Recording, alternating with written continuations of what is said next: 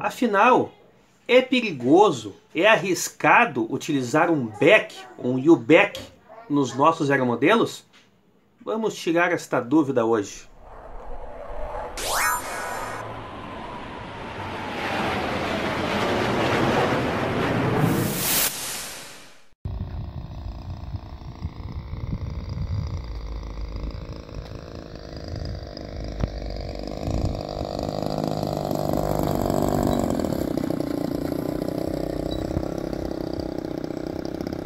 Um pequeno trecho de Mayday para elucidarmos a questão do UBEC.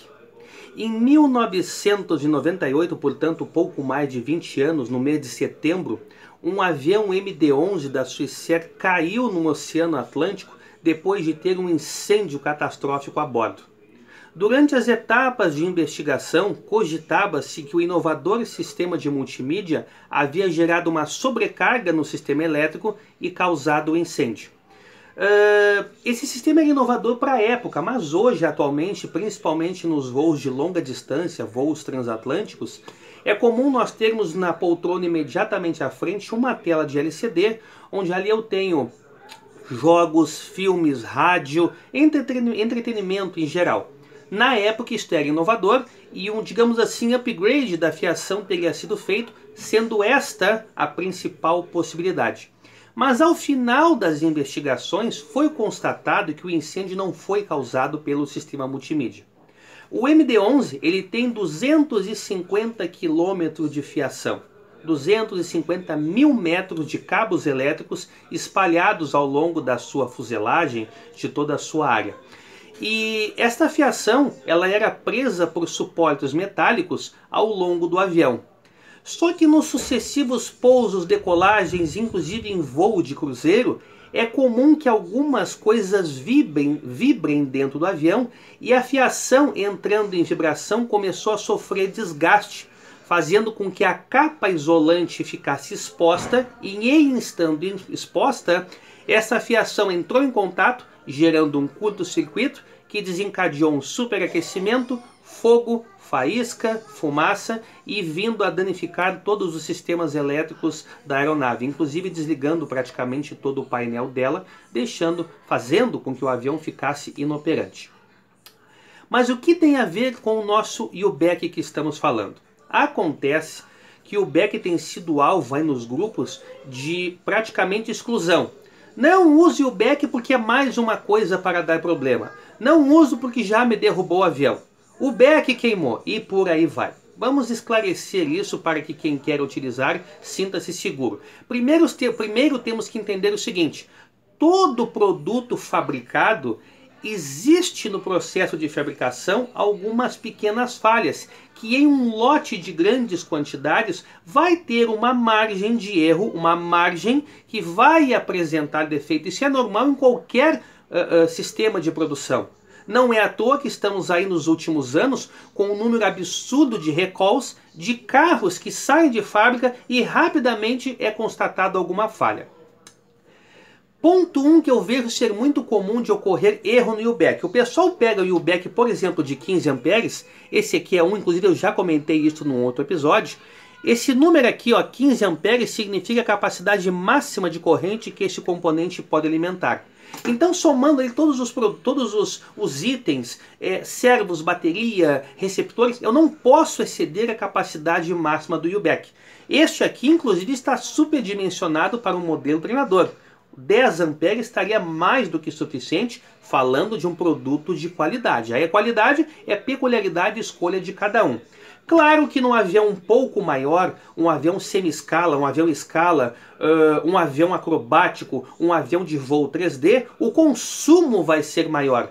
Porque além de eu ter servos que utilizam mais corrente, num avião, por exemplo, escala, eu vou ter 2 servos, um para cada aileron, eu vou ter mais 2, um para cada flap, eu vou ter 2 servos para os sistemas de trens retráteis e por aí vai. Então eu aumento a corrente de consumo e este componente tem que ser devidamente equalizado, digamos assim, de acordo com esse consumo. Por quê? Porque eu vejo o pessoal às vezes pegar um avião que tem 8 servos no seu somatório total, um consumo grande, e colocam um UBECzinho de 3 amperes.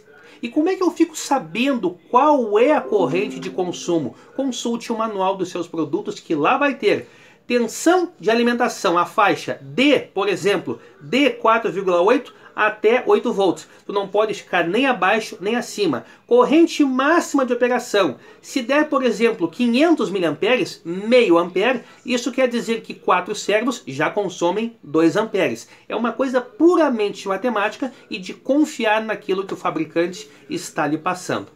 O outro fator que eu vejo dar muito problema, e eu acredito que esse seja o principal, é na má instalação dos componentes dentro dos aviões. Eu vejo, infelizmente ainda, muitos aviões em que o pessoal faz o seguinte: pega as extensões, onde deveria ter uma extensão para, por exemplo, apenas 5 centímetros, ele coloca uma de 10. Onde deveria ter uma de 10, ele não tem e coloca uma de 30. Aí na hora que ele termina a montagem, fica sobrando aquele bolo de fio, o que é que ele faz? Ele junta tudo isso, enrola de algum jeito, aí ele pega esse emaranhado e amontoa num cantinho para deixar o avião bonitinho por dentro. Tá bonitinho, mas está amontoado. Ou então ele toca isso aqui para baixo da mesa de servos, a fim de escondê-lo.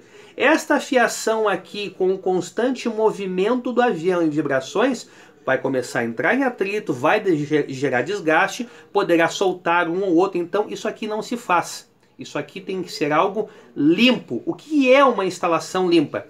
É servo de 5 centímetros, perdão, é um servo que eu preciso de uma extensão de 5 centímetros? É 5 centímetros, não é 10. Não coloque mais do que o necessário, até porque quanto maior o comprimento da extensão, maior a perda de corrente. Isso é inversamente proporcional. Maior o comprimento, menor a eficiência. Então, coloque o dimensionamento, por exemplo, limitado ao que você precisa dentro do avião.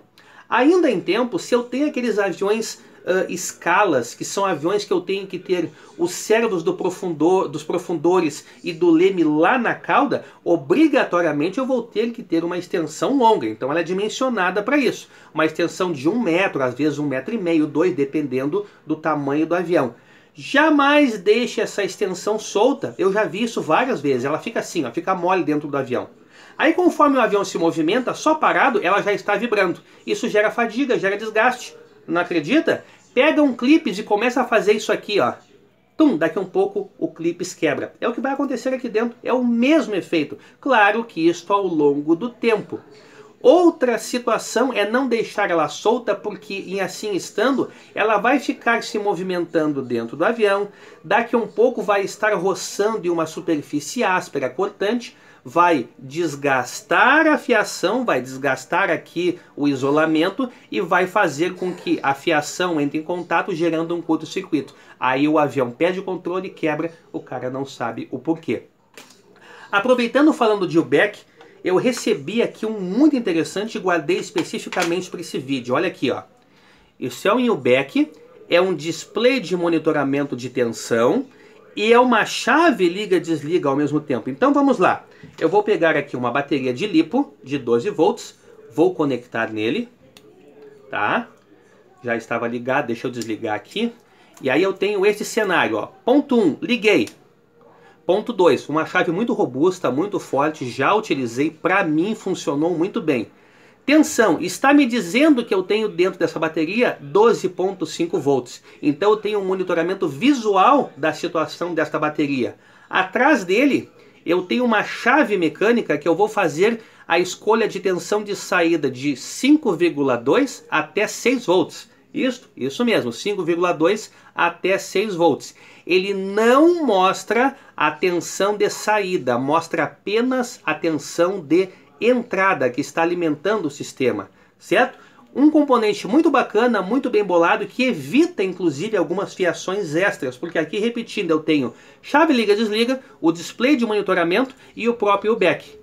Num cenário diferente eu teria uma chave liga-desliga, eu teria mais o UBEC e eu teria ainda mais um display que é muito comum a gente utilizar, principalmente aquelas barrinhas bar graph que mostram ali o nível de tensão. Aqui eu tenho tudo em um único componente, eu particularmente gostei muito, achei bem bolado, muito eficiente.